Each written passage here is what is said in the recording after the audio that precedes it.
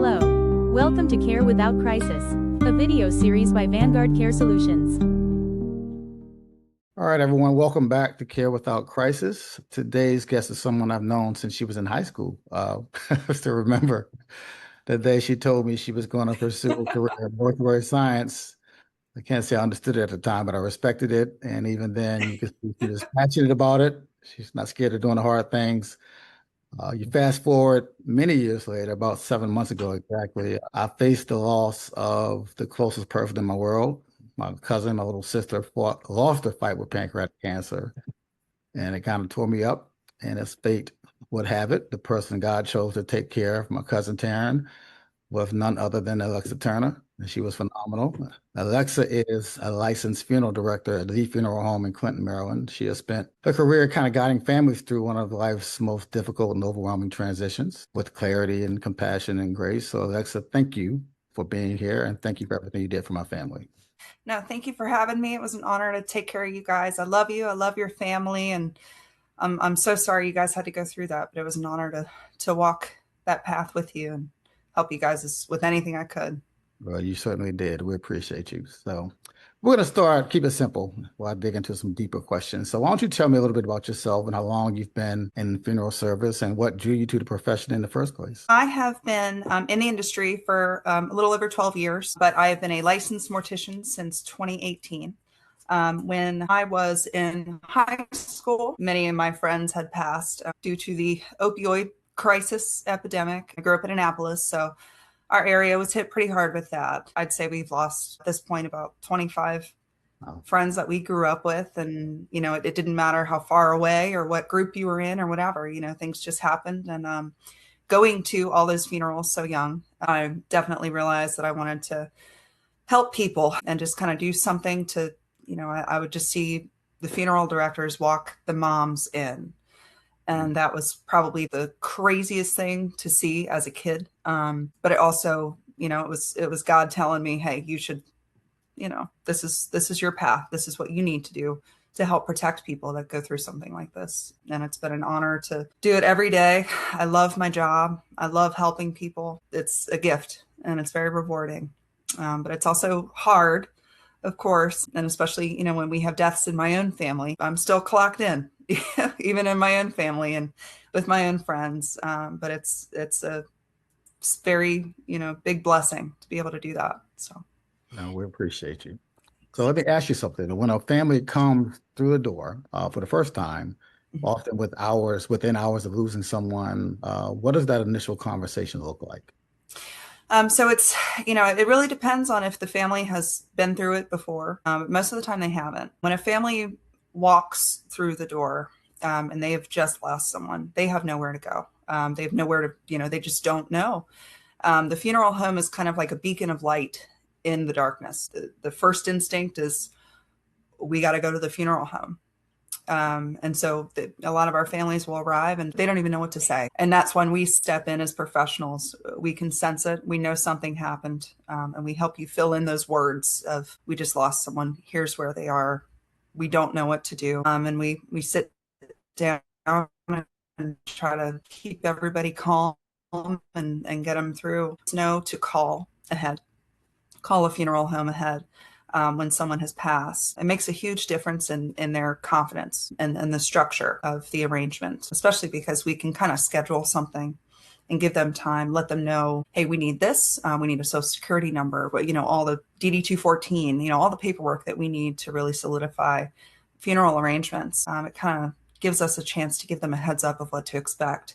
We can walk them through it so that they're not so much in shock anymore. They have a little bit of guidance. But even when families do just walk right in, that's okay. You know, we'll make it work, but it's very scary. It's very scary. And that funeral home is not a happy place to be at any time, but we try to provide as much comfort as we can. People they call 911 and yeah. You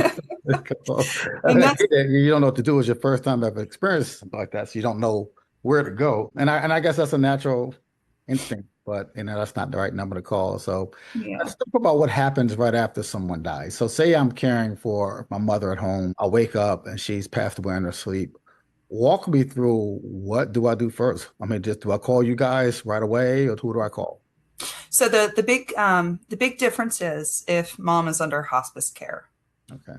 So if mom had been cared for by a round the clock nurse at home, then that hospice facility, that nurse that you have, her contact ready to go, that's the first person that you're going to call. If mom was not under any care and that she's just, getting up there in age, and she just passed in her sleep, then 911 absolutely needs to be called. We do run in this fairly often. Mom's 105 years old, and we knew it was her last days. But legally, an ambulance, police need to be called and brought to the house. So the funeral home isn't the first phone call that needs to be made. Only when they're under the care of hospice at home is when, Even I didn't know that. See, I was wrong about that. See, thank you. yeah. So So what does the process change, like if you're in a hospital or nursing facility versus home? yeah, so it does change. The hospital, if somebody passes in a hospital, those doctors and nurses will sit down with the family. And of course, that awful conversation of your loved one is gone, they have passed. And they will tell the family, look into funeral homes. We have a little bit of time. The procedure with the hospital is a little bit different. In Maryland, at least, not every state, but in Maryland, if somebody passes in the hospital, there's checks and balances for keeping track of your loved one's remains.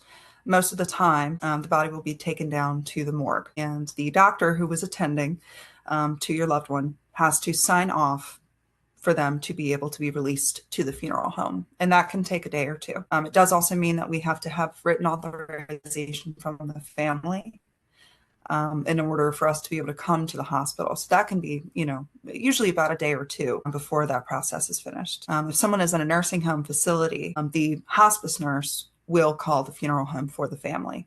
Kind of take that burden off of them. And with the hospice nurse, there's information that they need to give to the funeral home in order for us to get the death certificate signed. So it's a little bit more extra steps that the family might not know. So the hospice facility usually does prefer to be the ones to call the funeral home when somebody passes. So there is kind of a clock. I mean, how much time before things start moving? There's a bit of a window, if you will. Yeah, so a hospice facility will usually say about 4 hours the family has to visit with their loved one, say their goodbye before the funeral home comes. The difference with hospice facilities is that bed needs to be given to another person. Okay. So that's why they give you 4 hours. It's a little bit of it's not as comforting as of a process. Once that person has passed, in a weird way, hospice has kind of done their job and given them the grace and a peaceful passing. That's what they're for. Okay. But once that process is over, they're kind of, okay, we need to start moving. So hospice is very quick with that. Hospitals are a little bit different because they have a longer process of, the checks and balances and being able to legally release the body into our custody, which can take a day or two. Some families, they have a hard time picking a funeral home. The impact of the loss is too, traumatizing, that they need a couple days, they need some time. Most hospitals in the state of Maryland will give you 72 hours to keep your loved one at the hospital morgue. After the 72 hours, the state is notified, and it's the Anatomy Board in Baltimore. And they will take custody of the body if it's not picked up within a certain amount of time. And then after a few days of the state Anatomy Board having the body, and no funeral home comes and picks up, no family calls, the body is legally labeled unclaimed. And that's a harder process. So that's when the hurry really does kick in. The body can be cremated. The body will be donated to science, quote unquote, and you can't really get them back. Okay. So that's kind of the part where we never want to rush a family into making decisions, but we have to have that hard conversation of, we're a funeral home. We are here for you. We're here to guide you and protect you. The state is not. So that's why when somebody passes in a hospital, we have to make decisions quickly. Right. Got it. So let me ask you this. There's a follow-up question. Are there state or federal agencies to get involved, like automatically when someone dies, and what should families know about that? Like what? Yeah. So say if someone passes in a circumstance that is unnatural, if it's a homicide, suicide, unattended death, and 911 is called. When the police arrive, paramedics arrive, they'll also bring a forensic investigator, or, even most of the police officers actually qualify for that. And they contact the medical examiner that happens to also be in Baltimore. So they are the ones who decide whether or not someone needs to be autopsied, if there needs to be an investigation, anything like that. So that's a state agency who will come in and determine where your loved one goes and takes authority over any family, anything like that.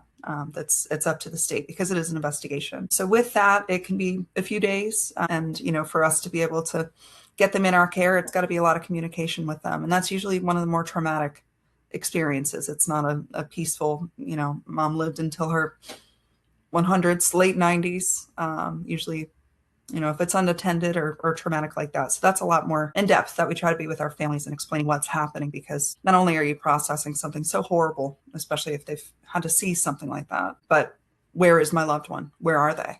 And why can't I have them back? Yeah. Okay.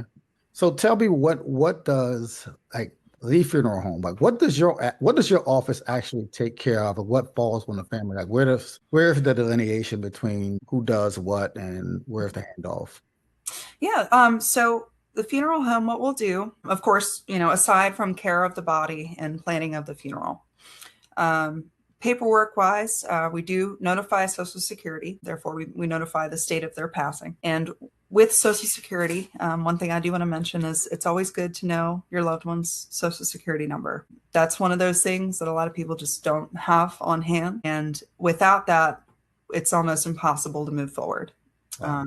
You need information like that to be able to file the death certificate. So without the death certificate, we can't bury, we can't cremate. There's not really any disposition we can do to move forward. Now, with a lot of the things that the families will need to do, as if, for the funeral, if they were a member of the church, churches will always want to speak to the families first, not necessarily the funeral home first, because they don't know us. They know the families. So that's one of those things that it will fall on. We do notify the VA. We kind of get that process started if your loved one who has passed is a veteran or the spouse of a veteran. So we do certainly help with that. We get the cemetery in order, but a lot of things, families, things will fall on the family as utilities. Mom and dad has houses, vehicles, things that kind of take time to get that process over with.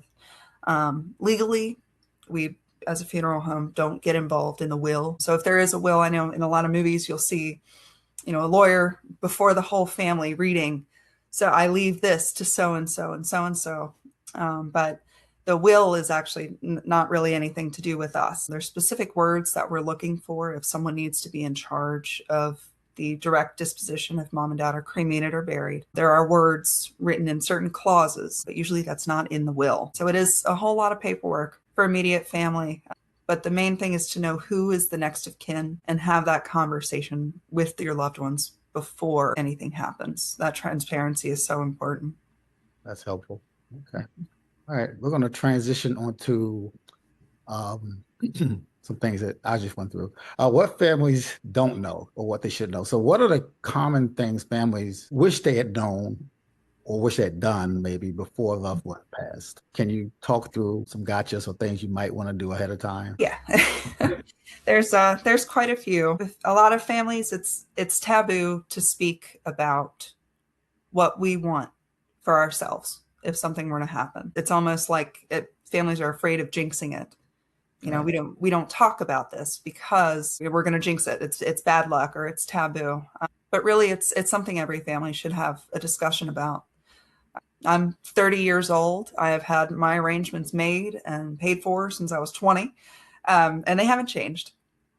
But being in this industry, I know how hard it is to not know, and how scary it is to not know what your loved ones want. If mom was for cremation or sternly against it, if she did want to be viewed, that's a big thing. If families, a mom wouldn't want to be seen, and then we have another child in the family that says, well, yes, she did. We just talked about that. It's always good to write these things down. Military paperwork, DD-214, know where that form is. It's very hard to get a new one. It can take months, and that can really hold up funeral services because being a veteran, a lot of things are provided, not tons, but a good amount that are very helpful. So knowing where those things are, knowing where the life insurance policies are, knowing what they are, knowing who the beneficiaries are.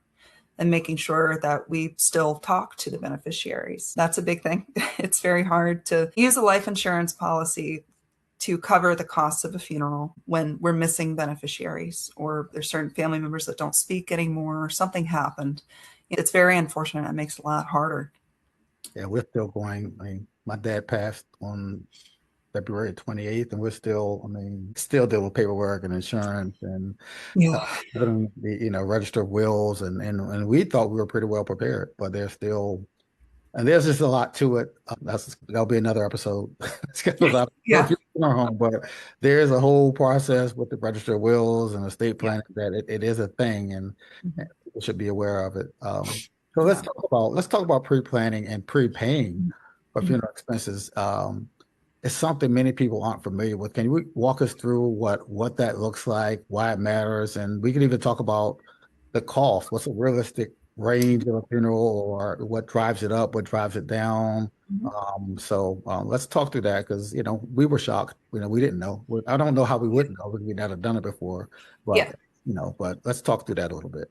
Absolutely. That sticker shock is Yeah, how about that? Mind-blowing. If you've never had to be financially responsible for a funeral service, it's very shocking, and it's very scary, because nobody has that money laying around. So that's why life insurance is so important. That's really what it's for. So I always, my brother-in-law, God love him, but he started questioning the validity of a life insurance policy, and I said, "Sir." You will not go without it, because it's so important. But with pre-planning is great. Even if you just speak to a funeral home, you don't have to pay for everything, but just get an idea and see what your options are. Someone from a funeral home can kind of walk you through what steps need to be taken. The main thing is what do you want for yourself, if you want to be buried or if you want to be cremated. And it's really, truly up to you and what your family would want for you as well. But a lot of times it's nice to be able to go in, make these arrangements without other family members telling you what you should want and what they want. It's very liberating and clearing to know, that end of time. You might not be here to see it, but at least you kind of can, plan for yourself and make it easier on your loved ones. That's the main goal, is to make it so that they don't have to make these decisions for you. It's already done. All they have to do is sign a piece of paper and pick a day. Yeah. So with pre-planning, every funeral home will keep files, even if it's just notes on people that they've spoken to. So that one day when their family comes in, they might not even know that their dad came in and spoke to the funeral home. But the funeral home can say, "Hey, we actually met with your dad 5 years ago. Here are some of the things that we talked about," which is, always not a nice surprise, but a little bit of pressure off of the family, when they think that they're going in blind, having no idea what dad wanted. Prepaying is a little bit of a different process. So to prepay for a pre-planned funeral, you would need to meet with a licensed funeral director who is also licensed to sell life insurance.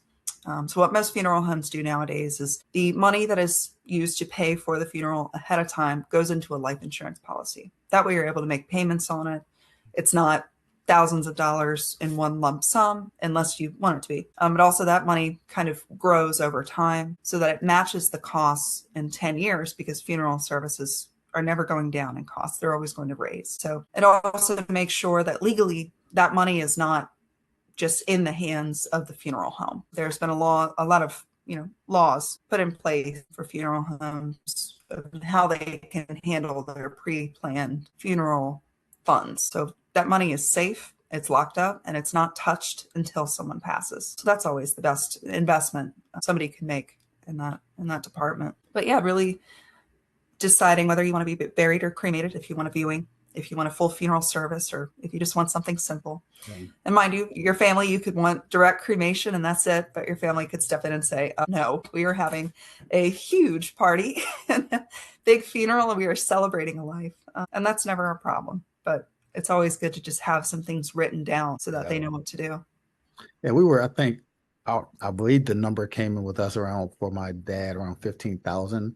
I mean, but that's inclusive casket, repast, catering, and, some honorariums to members of the church, people who sang, the pastor, the funeral home. I mean, so the cost can vary, and it really depends if, are they affiliated with a church? Does the church the facility for free? Do you need to pay for another facility? Do you need to pay for the repass facility? So all those costs can skyrocket if Yeah. Yeah, it really does make a huge difference. $15,000 is usually the amount for the funeral home. Mhm. When we're burying at a traditional cemetery, that can easily be another 10 to 15,000. Your average funeral, traditional funeral nowadays is upwards to 20,000 in total. So that's including the funeral home services, the casket, a grave liner or the vault. It is a concrete structure that has to be placed in the ground that the casket is placed in as well. The space, the actual grave, you're paying for that. You're also paying for that space to be opened and closed. So that's the grave digging. That is another cost that can be upwards of 2,000 by itself. Wow. The headstone, grave marker, it doesn't have to be paid for right then and there, but those are probably close to, between 2,000 to 5,000. So it's a lot of money. It's really, really shocking. That one question alone, you're going to help a lot of people. I don't think, again, nobody knows. We just didn't. No one knows. We didn't have a clue when my parents passed. We were fortunate. I mean, with Taryn, I was fortunate enough to have you. And with my parents, I just happened to have a cousin who was a funeral director, didn't know, and who knew my dad. So we got kind of handled with kids' gloves. They took very good care of us, as you did with my family. But, if you're going in blind, you don't have any idea what this stuff costs. And if you don't have life insurance, it can really become a thing. And what you may envision that you want for a funeral, like anything, it's just, I don't want to compare it to a wedding, but, people have very grandiose ideas of what they want until you start getting the sticker shock and you're like, do I really need doves? Well, yeah. I mean, you can have as many weddings as you want, but you only get one funeral. Right. Yeah. So, And the best thing is to know what to do and unfortunately, how we're going to pay for it. it's a thing. It's a lot of money, and nobody has that sitting around waiting for someone to die. Okay. You So know? you mentioned, though, that life insurance generally covers it. In your experience with the life insurance, how does that play out? Are there gaps that people run into? Like, what happens if the payout takes weeks, so bills are due now? What do you do? Because I'm certain it's not overnight. Yeah, so actually, with that overnight saying, a lot of funeral homes, what they can do, there's a wonderful thing that has come out within the last 10 years. It's a third-party life insurance company. Some are called, like, for example, one is called Express Funeral Funding, which is exactly how it sounds. It funds the funeral, and the life insurance company reimburses them. Okay. So we reallocate that money to that company, along with covering the funeral costs overnight, because they can verify that the life insurance policy is good and that we have all the beneficiaries. They will be paid. They are able to front us the money to be able to cover the cost of the funeral. They're also able to give the family extra money too, until, to hold them over until that life insurance is paid out. So that's really nice. It's rare that our families do, need that right now. Life insurance companies have gotten a lot better with the turnaround. So after we have a certified death certificate sent over to them, that's their, okay, we can pay everybody out now. So that's the main thing that they need. There are life insurance companies that will just need to speak to the primary care physician or the hospital, or even verify with the funeral home. And they can go ahead and just have everything direct deposited. But until every life insurance company is on that, page, then we try to kind of have some good backups so that the families aren't left with nothing and just waiting 6 weeks. The one difference is if the only life insurance policy that a family has is through the federal government, it's Office Personnel Management, and they use FAGLY, they can take 3 to 4 months. And mind you, it's a lot of money that they, because our families have spent 20 plus years working for the federal government. They deserve all that money. It's great for them, but it can take a really, really long time. So that's one of the companies that's a little harder to work with. So if that's the one that we're definitely going to use for everything, it's always good to just kind of have a little backup plan and have a little bit of savings, because there's not really any way around that. But we all have our little things that we can do and companies that we can utilize to be able to get our families out of a very sticky situation if there's bills that are coming and things that are happening quickly. So when you speak about that, like Social Security, I believe Social Security pays a one-time death benefit. Can you, but it also, as we learned, I mean, Social Security they're Johnny on the spot about that Social Security check stopping. I mean, so can you explain? They sure are. Who qualifies for the benefit and how families can claim it? Because they are It's like they know that your loved one is gone before, their Social Security is fast. Right. So most of the time, Social Security is a direct deposit. It's very rare that it's a check in the mail anymore, especially because it's not as safe as it once was. So when someone passes, I always recommend to my families, if it is in a account that, the next of kin, their name is also on, don't touch that money. Social Security will take it back because they will get the death certificate. They will be notified. The funeral home notifies the office of the passing. So depending on if they've lived through the whole month or not, they will take that money out. And if there's no money in the account, they will find a way to get it back. The one-time death benefit will always go to the spouse. It is $255. It's not much at all, but it's something, even though we pay our whole lives into it. But it's $255, and it'll always go to the spouse. And with that process, once the family does have a certified death certificate, I always let them know, call the local office. The one in PG County is actually very friendly. Very nice. The appointments, I believe, are usually a couple weeks out, but that's when they will want to sit with the family, receive the certified death certificate, get all the signatures they need, and be done at least with that portion. So it's not a whole lot they give back to you, unfortunately. And it is just kind of one of those things. It's like going to the MBA. You just got to do it. But we at least start that process for you by letting them know that they've passed, so that no one gets in trouble because they are going to deposit that money, but they will take it back depending on how far in the month that person had lived in. So what about pensions and retirement funds and 401ks and IRAs and investment accounts? When someone passes, do families have access? Do they get stuck? Does that get tied up? And, I don't want to get too far into trust and wills, but I guess I want to know, does it impact the funeral home? Does it impact the funeral home or the process, or you just have to wait until all that gets settled? Yeah. So I don't know of any funeral home that will use any kind of, retirement that isn't also paired with the life insurance to cover the cost of the funeral home or funeral service. So with retirement, I always recommend to families, call the employer directly. Even if they've been retired for a long time, there's always HR that is there to help kind of get that process started. The funeral home is kind of out of that. So there's not a lot we can help with that, but we can help you kind of organize how many death certificates you might need with all of those accounts so that the family can get that started. That is one of those things that unfortunately does fall on the family because the funeral home can't take anything from it, nor would we want to, but it is just one of those things that we can kind of guide you through the steps and who to call, but we can't get too involved. Okay, that was helpful. And by the way, how many death certificates, do we know how many death certificates? I know nothing can get done without the death certificate. Right. So is there a number like 2, 3, 4, 5, 10? How many do you need? Yeah. So these are always a couple questions that I ask the family before we even decide on a number is how many life insurance policies?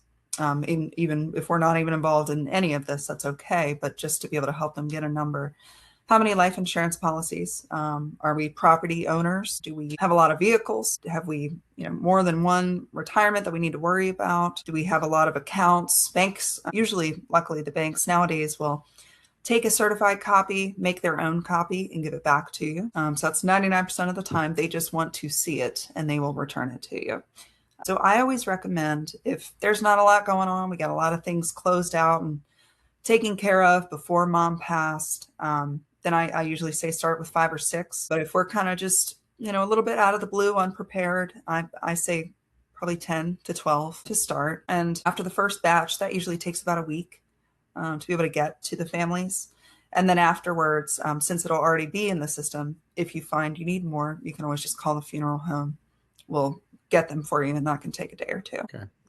Well, I'm going to start closing out because you've been so generous and you've been very informative. I might need to do a part 2 of this one. Is there anything in closing that you wish families understood before going into this process as they approach end-of-life planning? Any advice you might give? Yeah, the main thing is have that conversation. Okay. Start the conversation with your family. Know what your loved ones want. Know what you value as a family. Nothing's harder than disagreeing. When someone has passed, that's hard enough. That's traumatic enough. And when your siblings and no one can agree on what to do with mom and dad. We just don't know to talk to them. It's not taboo. You're not going to jinx anything. Have that conversation and really talk to each other. It's a hard decision to make when you have no idea what to do. And it's a very lonely, very scary feeling, but you're not alone. And you have so many people ready to help you. But the one thing we can't do is talk to mom and dad for you. Speaking from past experience, it does help. Unless they're still here with us. It helps to have the conversation in advance. Yeah. No matter how difficult it is, it does help to kind of know. So, Alexa, I want to say thank you so very much for your candor and your time. And thank you. Helpful in so many ways. You don't want to be in touch with you, but this was great. I really think you helped a lot of people today. So I will be in touch with you. Well, thank you so much. Thank you for talking to me. So very much. I appreciate the work you do. You have a great evening. I'll talk to you soon. Thank you. All right. Thank you, dear. All Bye-bye. right. Talk to you soon. Thanks. All right. Bye.